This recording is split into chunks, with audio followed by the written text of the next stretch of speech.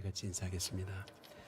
우리 한 번 더 뒤에 분하고 인사하겠습니다. 한 주간도 예수님의 이름으로 승리하시기 바랍니다. 우리 같이 인사하겠습니다. 성도는 내 힘으로 사는 사람이 아닙니다. 아무리 힘들고 어려워도 오기로 살면 망합니다. 아무리 억울해도 원망으로 살면 넘어집니다. 성도는 내 힘으로 살지 않습니다. 하나님의 은혜로 살아야 되는 것입니다. 삼손의 머리카락이 다 잘리니까 아무것도 아닙니다. 힘도 못 씁니다. 똑같습니다. 성도가 은혜가 사라지면 성도가 아닙니다. 세상 사람과 똑같아집니다. 아니, 세상 사람보다 더 추해집니다. 따라서 성도는 은혜로 살아야 됩니다. 늘 하나님, 제가 은혜로 삽니다. 그 은혜를 갈망하며 은혜를 갈구하며 살아가는 인생이 바로 성도인 것이죠. 여러분이 헌금해 주셔서 저희 일신교회 장학금을 통해서 이번에 이제 탈북하여서 감동신학대학에 입학한 이가형이라고 하는 전사님을 저희가 모셔서 한 3년 동안, 6학기 동안 저희가 후원하고 미래 북한 통일 시대를 위한 선교사로서 저희가 키우기 위해서 준비하고 있습니다. 어제 좀 만나봤어요. 그런데 그 첫 마디 고백에서 제가 참 마음에 은혜 받았어요. 자기가 예수님을 알기 전에 그렇게 삐뚤어진 인생인지 몰랐다는 거예요. 근데 하나님의 은혜를 알고 나니까 내 인생이 다 은혜였구나 라고 고백할 수밖에 없다는 거예요. 부모님을 설득하고 동생을 설득해가지고 탈북을 했습니다. 소위 북한의 중국에서는 장백산이라 그러죠. 백두산 그 길목에서 공안에게 잡혀가지고 부모님 두 분이 북한으로 다시 끌려갔습니다. 결국 부모님은 생사를 지금 알 수 없습니다. 동생하고 둘이서 정말 가까스로 탈북을 했습니다. 성공했습니다. 본래 목적지는 일본이었습니다. 이유는 그 집안이 제1교포 출신입니다. 일본에 할머니가 살아계실 줄 알고 일본으로 가려고 타진을 했더니 할머니가 이미 돌아가셨습니다. 그래서 미국으로 가고 싶었다는 겁니다. 한국에 와보니까 한국 사람들이 뭐 아무데나 침 뱉고 담배 꽁초도 벌리고 하는 모습을 보며 한국이 싫었답니다. 동생한테 미국 가자고. 그랬더니 동생이 하는 말이, 동생은 김일성대학교 의과대학을 졸업하고 북한에서 의사를 역임했던 사람이었습니다. 한국에 와서 계속 의사 일을 하고 싶어 꿈을 꾸고 있었는데 누나가 미국으로 가자 그러니까 나 미국 가면 어떻게 다시 의학 공부 어떻게 하냐고 누나가 설득해서 이렇게 탈북까지 했는데 이제 날 버리는 거냐고. 그 한마디에 한국에 남았습니다. 작년에 호주를 가서 호주의 힐튼 호텔에서 프론트에서 6개월간 일을 하게 됐습니다. 근데 일을 하면서 호주 사람들과 겪으면서 참 이상한 일을 겪어왔다는 거예요. 자기한테 클럽 가자, 술 먹으러 가자, 담배 피자 하는 사람은 다 안 믿는 사람들이더래요. 예수님 모르는 사람. 근데 신기하죠. 자기가 에이시안이잖아요. 아시안 사람인데 뭐 탈북한 사람인지는 모르고, 그런데 자기가 조금만 잘해도 잘한다고 격려해주고 인종차별하지 않고, 그리고 아주 친절하게 대하는 사람들을 보면은 알고 보니까 나중에 보면 다 그리스도인들이더래요. 도대체 저들이 믿는 예수님이 누굴까? 그리스도인이 된다는 게 뭘까? 결국에는 계기를 통해서 이제 예수님을 알게 되고 감리교 신학대학에 이제 입학하게 된 것이었습니다. 감신대를 입학해서 신학을 공부하면서 깨닫게 된 것은 내 인생이 하나님의 은혜로 사는구나. 은혜라고 하는 그 고백을 하는데 제가 깜짝 놀랐습니다. 탈북하신 분들에 대한 선입견을 갖고 있던 제게 이 탈북하신 분의 입에서 내 인생이 다 은혜인지 몰랐습니다 라는 그 한마디의 고백에 제 마음에 있던 선입견이 다 무너졌습니다.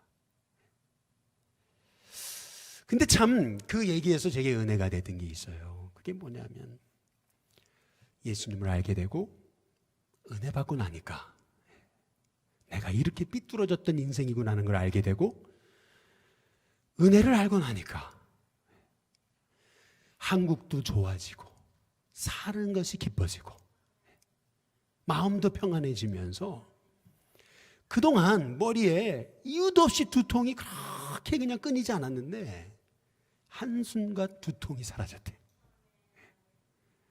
월요일부터 금요일까지 생활을 해야 되니까 부동산 중개업소에서 아침부터 저녁까지 일을 하고, 토요일 날 목회신학대학원에서 아침 8시부터 수업을 시작해서 밤 8시 반까지 수업을 받고 6과목에 또 채플 하나까지 7그 클래스를 듣고, 그렇게 살아가면서도 그의 삶 속에 하나님의 은혜가 있으니까 쓰임받고 싶은 그런 마음이 있어서 이렇게 또 우리 일신교회와 연결돼서 이제 전에 다니던 교회 목사님한테 잘 마무리하고 인사 잘 드리고 이제 우리 일신교회 올 수 있게 준비하시라고 그렇게 이제 말씀드린 이제 상황입니다. 여러분, 우리 인생은 결국 하나님의 은혜로 사는 거예요. 은혜 없이 우리가 어떻게 한순간도 바로 설 수 있겠습니까? 내 힘으로 산다고 착각하지 마세요. 아니, 내 힘으로 살려면 왜 예수님 믿습니까? 우리는 하나님의 은혜로 사는 거예요. 그 은혜를 갈망하며 그 은혜의 힘을 따라서 오늘도 그 은혜 주시는 대로 우리가 믿음으로 살아가는 것이 믿음의 삶인 것이죠. 근데 그 은혜가 임하는 통로가 있습니다. 은혜가 임하는 파이프라인, 그것이 다름 아닌 기도인 거예요. 왜 기도가 은혜가 임하는 파이프라인이냐면, 기도란 뭡니까? 결국 엎드리는 거잖아요. 물은 위에서 아래로 흐르는 겁니다. 절대 높은 곳에 물이 흐르지 않습니다. 높아진 마음에는 하나님 은혜가 없습니다. 높아진 교만한 마음에 은혜가 있다는 것은 가짜 은혜입니다. 진짜 은혜는 낮아지고 깨어지고 엎드린 그 마음에 하나님의 은혜가 임하는 것이죠. 그래서 우리가 정말 엎드려 기도할 때 내 삶에 아무리 문제가 가득해도 늘 원망만 입에 달고 살고 오기로 살아왔던 내 인생이요, 하나님의 은혜가 부어지면은 이야, 내 인생이 이렇게 복된 인생이었구나. 여지껏 있었던 그 수많은 상처와 고난마저도 하나님의 섭리 아래 있었음을 깨닫게 되면서 내 인생 내 힘으로 사는 게 아니었군요. 하나님의 은혜로 살게 되었군요. 그러면서 내 인생 어떻게 하면 이 받은 은혜를 갚을 수 있을까 고백하며 살다가 내 인생이 복의 통로가 되는 것입니다. 그래서 우리는 이 은혜의 파이프라인인 바로 이 기도의 비밀을 알아야 됩니다. 기도가 뭔지. 오늘 솔로몬의 기도를 통해서 우리가 알게 되는 첫 번째 사실은 겸손의 기도입니다. 오늘 함께 읽은 역대하 우리 6장 36절에 보시면 주께 범죄하지 아니하는 사람이 없사오니 라고 고백합니다. 주께 범죄하지 않는 사람이 없습니다. 우리는 오늘 이 말씀이요, 언제 나온 것인가, 이 말씀이 나온 시점을 우리가 이해해야 됩니다. 소위 이 솔로몬의 이 왕권이 흔들려서 레임덕에 걸려가지고 아주 위기 가운데 있을 때 주께 범죄하지 않는 영혼은 없습니다. 주님의 도우심이 필요합니다. 이게 아니에요, 여러분. 지금 솔로몬은 솔로몬 집권 4년 차부터 성전 건축을 시작해서 솔로몬 집권 11년 차까지 총 7년에 걸쳐서 성전 건축을 완성합니다. 그리고 다윗도 언약궤를 다윗성에 모시고 오다가 큰 어려움을 겪잖아요. 근데 그 언약궤도 이제 주님의 성전에 잘 은혜 가운데 모신 상황이에요. 다시 말하면 지금 이 말씀, 이 솔로몬이 드리는 이 기도의 상황은 솔로몬의 인생에서 가장 절정기입니다. 최고 잘 나갈 때입니다. 그런데 그 최고의 절정기, 그 최고의 인생의 그 잘 나가던 그 상황에서 솔로몬이 고백하는 첫 마디의 고백이 뭐냐면 주께 범죄하지 않는 사람은 없습니다. 무슨 말입니까? 주께 범죄하지 않는 사람은 없습니다. 이 말의 의미는 나는 하나님의 도우심 없이는 살 수 없습니다. 하나님의 은혜로 사는 존재입니다. 라고 하는 여러분 고백인 것이죠. 실은요, 주께 범죄하지 않는 사람은 없습니다. 고백하며 엎드려 겸손하게 하나님 앞에 하나님의 도우심을 구하는 이 기도가요, 실은 진정한 기도의 출발점입니다. 철저히 나는 하나님 도우심 없이는 살 수 없다라는 이 고백에서부터 우리의 진짜 기도가 시작되는 겁니다. 가슴에서 우러나오는 하나님만 바라보는 하나님의 도우심만 구하는 진정한 이 겸손의 기도에서부터 저와 여러분이 막혀진 기도의 문이 열려지는 축복의 은혜가 있게 되는 것이에요. 제가 가끔 말씀드립니다.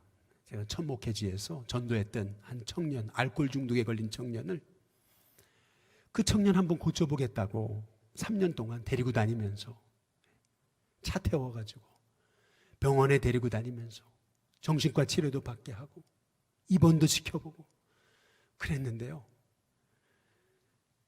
그렇게 기도도 하고 말씀도 가르치고 그렇게 그 알코올 중독 치료 해보려고 몸부림을 치며 그렇게 막 협박도 해보고 했는데 안 되더라고요.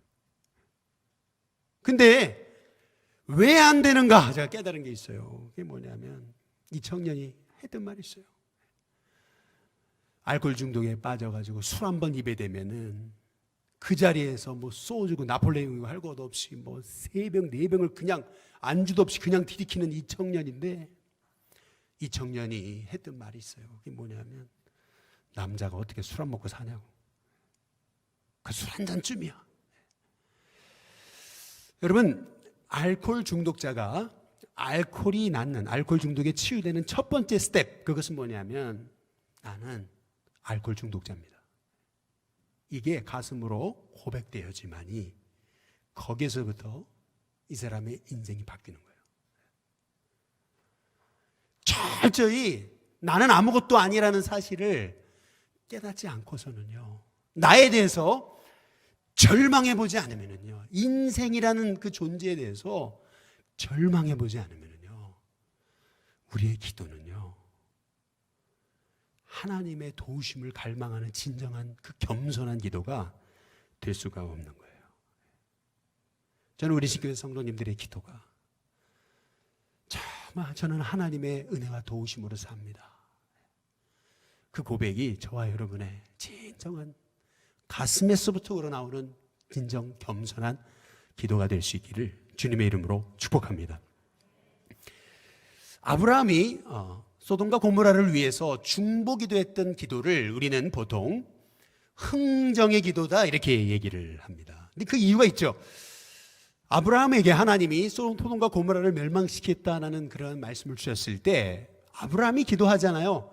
하나님, 여기 소돔과 고모라에 50명의 의인이 있으면 이 땅 멸하지 않으실 거죠? 아니 45명이요? 아니 40명이요? 아니 30명이요? 30명 말고 20명이요? 10명이요? 10명이 있더라도 이 소돔과 고모라 멸망시킬 것입니까? 라고 이렇게 묻잖아요. 우리는 이렇게 이 아브라함의 기도를 보면서 아브라함의 중보 기도를 소위 하나님과 이렇게 흥정한 협상의 기도다 이렇게 생각합니다. 그러나 실은요, 창세기 18장 27절에 보면 아브라함이 뭐라고 기도하냐면요, 이렇게 기도합니다. 옛날 성경에 보면 이렇게 기도합니다. 티끌과 같은 나라도 감히 하나님께 고합니다. 다시요. 티끌과 같은 나라도 감히 하나님께 간구합니다. 이 아브라함의 기도를 통해서 우리가 알 수 있는 것은 뭐냐면 아브라함의 기도는 흥정하는 기도가 아니에요. 협상하는 기도가 아니에요. 정말 티끌만도 못한 내가 감히 하나님 앞에 기도합니다. 이 소돔과 고모라에 죽어가는 영혼들 하나님 살려달라고 철저하게 엎드려서 겸손하게 하나님 앞에 구했던 것이, 여러분, 그것이 아브라함의 기도였어요. 하나님이 응답하신 하나님의 종들의 기도를 잘 보시면요, 그들의 기도는 다 겸손한 기도였어요. 솔로몬이 기브온 산당에서 하나님의 지혜를 얻을 때 그가 했던 기도는 뭐냐면, 주여, 종은 아이입니다. 출입할 줄 알지 못합니다. 종은 아이와 같습니다. 저는 출입할 줄 알지 못하는 참 연약한 사람입니다. 하나님이 그 겸손한 그 마음 위에 하나님의 지혜를 부어주신 거예요.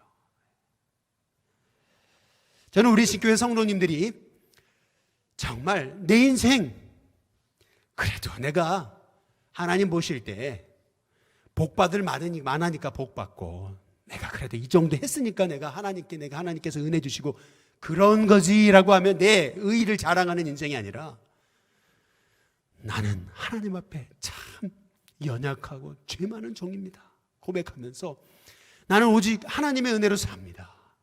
주 앞에 범죄하지 않는 영혼은 없습니다. 철저히 나는 하나님의 은혜로 산다는 그 겸손의 기도가 우리 예수교회 성도님들의 기도 가운데 살아나시기를 주님의 이름으로 축복합니다. 두 번째로 솔로몬의 기도는 회개의 기도였습니다. 오늘 역대하 6장 우리 37절의 끝에 부분에 보시면 솔로몬이 이렇게 기도하죠. 우리가 범죄하여 패역을 행하며 악을 행하였습니다. 솔로몬이요, 참 영적인 통찰력이 있었던 것 같아요. 지금 솔로몬이 기도하는 이 상황은요, 이스라엘이 가장 잘 살 때입니다. 최고 전성기예요. 그런데 이스라엘 백성이 훗날 하나님 앞에 불순종해서 말해요. 그 불순종 때문에 이스라엘이 바벨론의 포로로 끌려가가지고 큰 고난을 당할 것을 지금 내다보고 있는 거예요. 근데 그 고난당하는 그 한복판에서 솔로몬이 기도하는 게 그거예요. 그들이 사로잡혀간 땅에서 스스로 깨닫고 그들을 사로잡은 자들의 땅에서 돌이켜 주게 간구하기를, 우리가 범죄하여 패역을 행하며 악을 행했습니다. 우리 인생에 이런 고난이 온 것은 우리의 죄 때문입니다. 철저하게 하나님의 백성들이 회개하며 기도할 것을 하나님 앞에 간구하고 있거든요. 여러분, 기도의 진정한 출발점은 주님의 은혜로 산다라고 하는 그 겸손의 기도가 여러분 기도의 출발점이라면요, 내 인생의 변화의 출발점은 내가 죄인임을 깨닫고 회개할 때 내 인생이 진정 변화되는 축복을 얻게 되는 것입니다. 하나님이 기뻐하시는 기도는요, 다고 하는 기도가 아니고요, 하나님의 기도는요, 제가 범죄했습니다. 여러분, 회개하는 기도를 하나님 기뻐하시는 거예요. 회개하며 하나님 앞에 내 죄를 깨닫고 참회하며 기도할 때 하나님께서 그 인생에 무너진 모든 것들이 회복되어지는 은혜를 하나님께서 주시는 것이죠. 저는 우리 신교회 성도님들의 기도에 하나님 이것도 주시고 저것도 주시고 다고만 하는 인생이 아니라, 내 죄를 깨닫고 하나님, 내가 잘못한 것이죠, 하나님 앞에 회개하며 기도할 수 있는 참 회개의 기도의 문이 열려지시기를 주님의 이름으로 축복합니다. 자식이 속색이에요? 저 자식 때문에. 남편이 속색이에요? 저 남편 때문에. 아내 때문에 힘들어요? 저 아내 때문에. 아니에요, 여러분 때문이에요. 내 죄를 봐야 돼요. 내 자녀가 믿음 안에 안 서요? 저 자식들 믿음도 없이 우리 집안이 어떤 집인데. 아니에요, 여러분. 여러분이 믿음으로 못 산 거예요. 미안하지만요. 내가 회개해야 돼요. 내가 철저하게 하나님 앞에 회개할 때 거기서부터 여러분의 인생이 묶인 게 풀립니다. 거기서부터 여러분의 인생에 변화가 시작됩니다. 세리의 기도와 바리새인의 기도의 차이점을 여러분 혹시 아십니까? 누가복음 18장에 보면은 두 사람이 똑같이 성전에 올라가죠. 근데 우리 예수님이 바리새인의 기도는 물리치세요. 근데 세리의 기도를 기뻐하십니다. 그 세리와 바리새인의 기도의 차이점을 아십니까? 한마디로 얘기하면 이런 거예요. 여러분, 세리의 기도는 뭐냐면은 내가 얼마나 많은 죄를 지었습니까? 이거예요. 그런데 바리새인의 기도는 뭔지 아세요? 바리새인의 기도는요, 내가 얼마나 잘났습니까입니다. 잘났습니까? 일주일에 2번 금식하죠? 11조도 드립니다. 저 세리처럼 죄 짓지 않습니다. 난 늘 착합니다. 내가 얼마나 잘났습니까? 뭐가 빠졌어요? 회개가 빠진 거예요.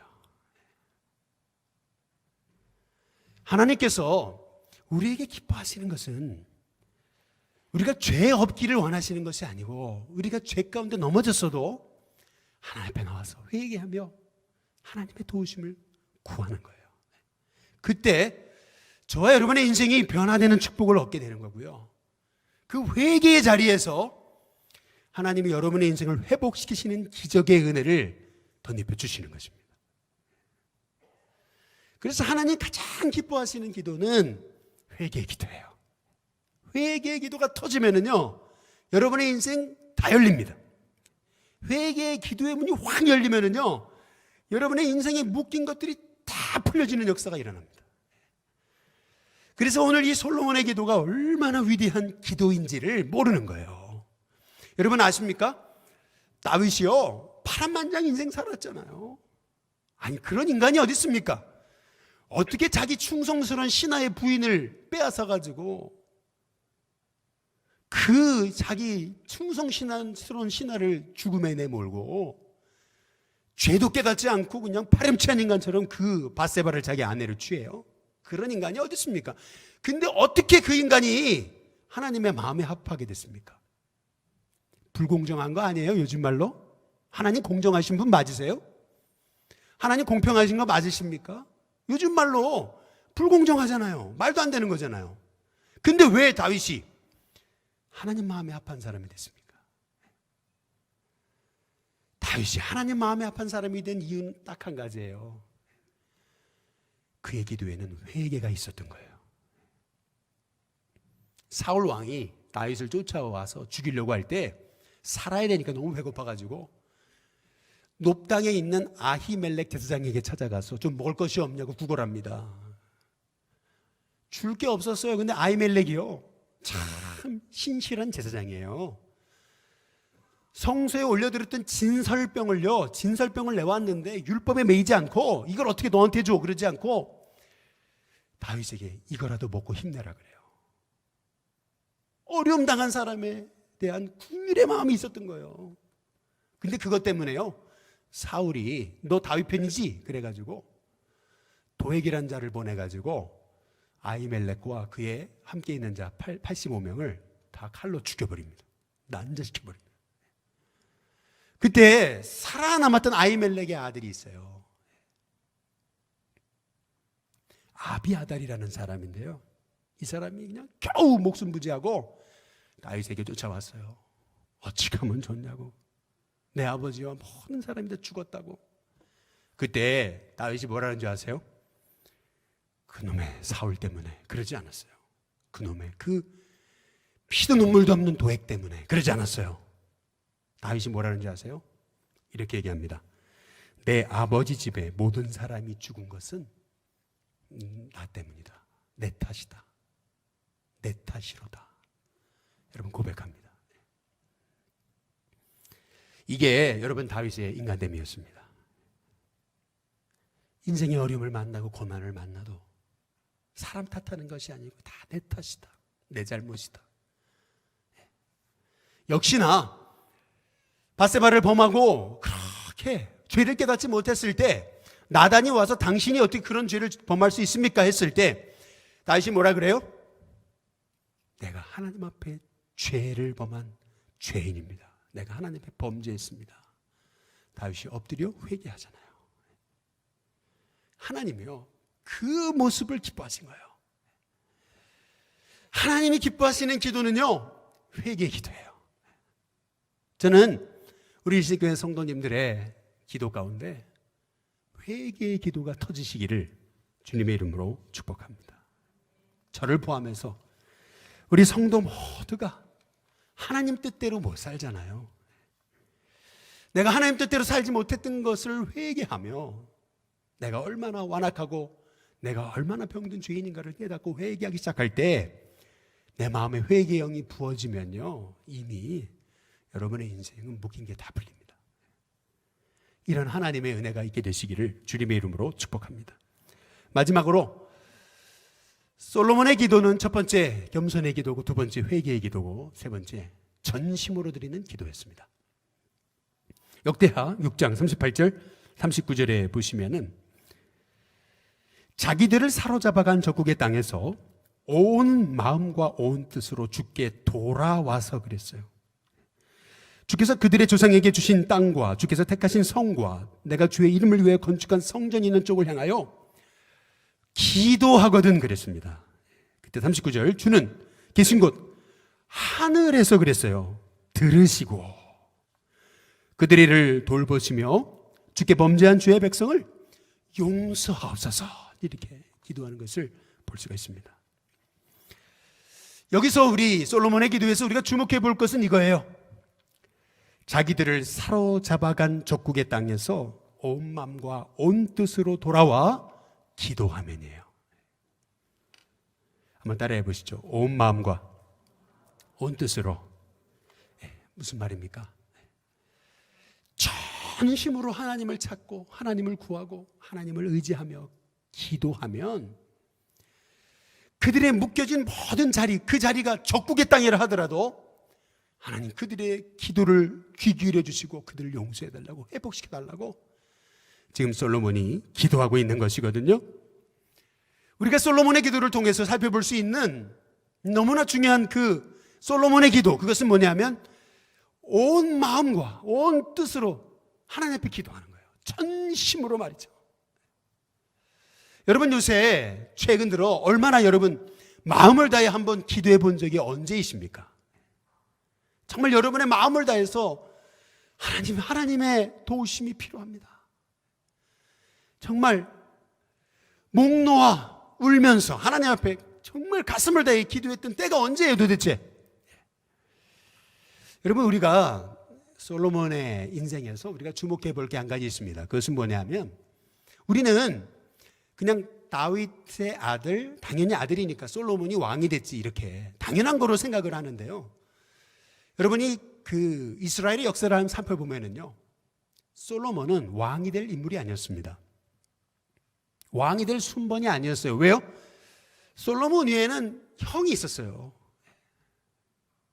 또한 솔로몬은 어떤 사람이에요? 밧세바라는 여인을 취해가지고 낳은 아들이 솔로몬이잖아요. 벌써 이게요, 출신 배경이 핸디캡이 있는 거예요. 왕이 될 사람이 아니에요. 그런데 하나님이 솔로몬을 왕으로 세우셨잖아요. 뿐만 아니라 그 죄악된 그 관계를 통해 낳은 그 솔로몬을 통해서 하나님이 그 예루살렘 성전을 짓게 하시는 거잖아요. 도대체 이 솔로몬의 무엇을 보신 거는 거예요, 하나님이요? 왜 솔로몬을 택하셨냐는 거죠. 솔로몬의 기도에서 우리가 주목할 게 뭡니까?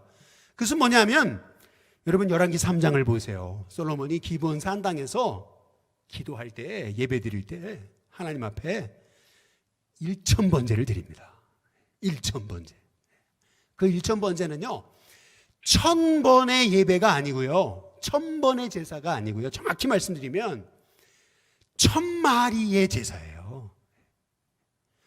1,000마리의 희생을 하나님 앞에 올려드린 제사가 1,000번제입니다. 근데 이게 왜 이렇게 중요한 거냐면 여러분 우리가 레위기 통해 공부했잖아요. 제사 드리는 사람이요, 제사를 드릴 때 양을 제물로 바칠 때, 이게 번제잖아요. 다 태워드리는 거. 그런데 양을 번제로 드리려면요, 제사 드리는 자가 양을 잡아와가지고요 죽이고 각을 떠서 그리고 내장을 다 내가지고 그거를 제사장 앞에 가져오면 제사장이 그걸 받아서 번제단에 올려서 불을 태워서 하나님 앞에 올려드리는 거, 그게 번제예요. 쉽게 말하면 한 마리의 양을 죽이는 것도 얼마나 힘들어요. 그런데요, 1000마리의 양을 하나님 앞에 올려드리면서 하나님, 저는 아이와 같습니다. 주님의 도우심 없이는 이 땅을 제가 다스릴 수 없습니다. 아시지 않습니까? 제 형편과 처지를 아시지 않습니까? 그때 하나님께서 그 솔로몬이 구한 게 하나님 마음에 맞은 거예요. 그래서 전무후무한 하나님의 지혜를 주신 거예요.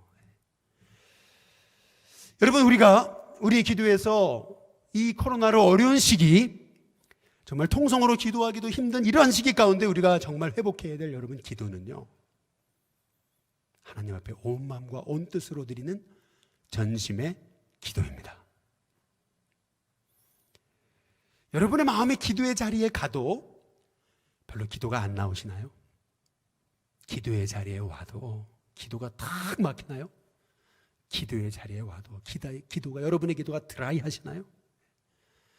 여러분의 기도가요, 솔로몬처럼 전심으로 올려드리는 온 마음과 온 뜻의 기도가 꼭 회복되시기를 주님의 이름으로 축복합니다. 예수님이 겟세마네 동산에서 보여주셨던 그 마지막 기도가 바로 이 전심으로 드리는 기도거든요. 힘쓰고 애써 더욱 간절히 기도하셨다 그랬어요. 떨어지는 땀방울이 핏방울처럼 됐다. 전심으로 우리 예수님 겟세마네 동산에 기도하셨잖아요. 초대교회 성도들이 드렸던 기도가 뭐예요? 여자들과 예수의 어머니 마리아와 예수의 아우들과 더불어 마음을 같이 하여 오로지 기도에 힘쓴 거예요. 오로지 기도에 힘쓸 때 거기에 성령님이 임하시니까 그 연약한 제자들이 일어나서 초대교회 복음의 운동을 일으킨 거예요. 거기에서 교회가 시작된 거예요. 은혜 없이는 우리 같이 연약한 자가 이 땅에 복의 통로 될 수 없습니다. 은혜가 있어야 저와 여러분을 통해서 하나님이 일하시는 귀한 축복을 보게 되는 거예요. 하루에도 수없이 넘어지고, 하루에도 수없이 이상한 생각하고, 하루에도 수없이 염려와 근심 가운데 매여 있는 우리가 어떻게 여러분 하나님의 축복의 도구가 될 수 있겠습니까? 결국 은혜밖에 없어요. 저는 우리 교회 성도님들이 이 은혜의 파이프라인 막혀지지 않으시기를 주님의 이름으로 축복합니다. 이 말씀만 드리고 마치겠습니다. 뉴욕에 가시면 뉴욕 테머네클 처치라고 하는 뉴욕 성막교회라고 불리는 짐 심발라 목사님의 교회가 있습니다. 이 짐 심발라 목사님은 원래 중학교 농구 코치였어요. 하루는 그 장인 되시는 목사님께서, 장인이 목사님이셨어요. 근데 하루는 이렇게 이제 부탁을 하시는 거예요. 저기 뉴욕의 한복판에 여러분 브루클린이라고, 뉴욕의 브루클린은 할렘과 다음으로 굉장히 이렇게 열악한, 아주 마약 중독자도 많고 그렇게 빈민들도 많은 그 땅이었는데, 거기에서 아주 힘들게 목회하는 목사님을 도와서 한 4주만 가서 좀 도와드리렴 해가지고 이제 이 짐 심발라 목사님이 중학교 코치 시절에 이제 그 교회를 찾아가게 된 거예요. 근데 왜 하필이면 이 목사님이 찾아갔던 그날, 그 주일날 담임 목사님이 너무 힘들어가지고 교회를 사임하게 된 거예요. 장인어른께 전화를 올렸어요. 아니, 목사님이 오늘 사임하셨다고. 아니, 이 교회를 이끌어갈 사람이 없다고. 근데 그랬더니 장인어른이 그러시더래요. 그러면 좀 자네가 좀 해보면 어떨까? 아니, 저는 신학교 문턱에도 안 갔는데요. 아니, 그러면 낮에 일 다니고 밤에 야간 신학교 가면 되지 않냐고. 순종하는 마음으로 낮에는 일하고 밤에 야간 신학교 다니면서 그 교회를 맡아서 섬기게 된 거예요. 뭐 설교를 해봤습니까? 어느 날 설교하다가 도대체 설교를 못하겠더래요. 그래서 그냥 그 강단 위에 털썩 주저앉으면서 교인들한테 솔직히 얘기했대요. 나 설교 못하겠다고, 나 도와달라고, 기도해달라고. 그러면서 강대상 위에서 엎드려서 눈물로 기도하시는데 교인들이 안쓰럽잖아요. 다 올라와가지고 막 목사님 몸에 손을 얹고 같이 기도를 해주는데 갑자기 청년 하나가요, 떼굴떼굴 굴르기 시작하더니 그러더래요. 내가 죄인이라고. 왠가 봤더니 그 어려운 교회, 그 헌금 봉헌하는 그 헌금을 손을 댄 거예요. 도둑놈인 거예요. 내가 하나님께 드려진 헌금을 제가 도둑질했습니다. 청년이 회개하기 시작하는데요. 어느 날 감기에 걸렸는데 이 감기가 6주 동안 떨어지질 않더래요. 설교 시간에 설교를 할 수 없을 정도로 계속 기침을 하기 시작하는데 밤에 잤는데도 사모님이 주무시지 못할 정도로 계속 기침을 하고 그러니까 몸이 약해지잖아요. 장인어른께 말씀을 드렸더니 장인어른이 그러더라는 거죠. 잠깐 요양을 갔다 오면 어떻겠냐고. 요양을 갔습니다. 요양 간 그곳에서 하나님 앞에 기도하는 거예요. 하나님 저 못하겠다고. 근데 하나님께서 그 마음에 감동을 주시는 거예요. 저 뉴욕 땅에 마약에 찌들고 가난에 찌들고 그 가정이 깨어지고 아픔 가운데 있는 영혼들 네가 돌봐야 되지 않냐. 그 은혜 가지고 돌아와 가지고요. 매주 화요일 밤에 화요 기도 모임을 시작했대요. 150명 성도 모일 때 100명 모여서 기도하기 시작했는데 놀랍게도 거기 그 기도의 자리에 성령님이 부어지니까요. 그 뉴욕의 그 브루클린 그 한복판에서 여러분 지금 10,000명이 모입니다. 저도 한번 그 뉴욕에 갔을 때 한번 가보고 싶어요. 그 마약과 알코올 중독에 빠졌던 영혼들이요. 사모님이 이끌어 가시는 그 찬양대 있잖아요. 그 찬양대가 기가 막힌 거예요. 아주.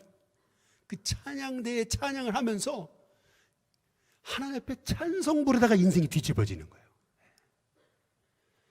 저는 우리 일신교회 성도님들이 여러분의 인생에 그 어떤 문제를 만났습니까? 그 인생의 문제 오기로 풀면 안 돼요. 원망으로 풀면 망합니다. 은혜로 푸세요. 은혜로 푸는 비결 엎드리는 겁니다. 기도하는 거예요. 다고 하는 기도에서 하나님 내 죄를 깨닫고 회개하는 영을 부어달라고 기도하십시오. 그리고 간절히 하나님 앞에 한번 기도해 보십시오.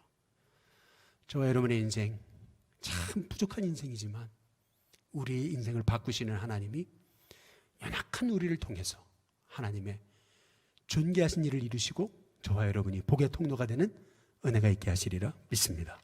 기도하겠습니다. 좋으신 하나님 감사를 드립니다.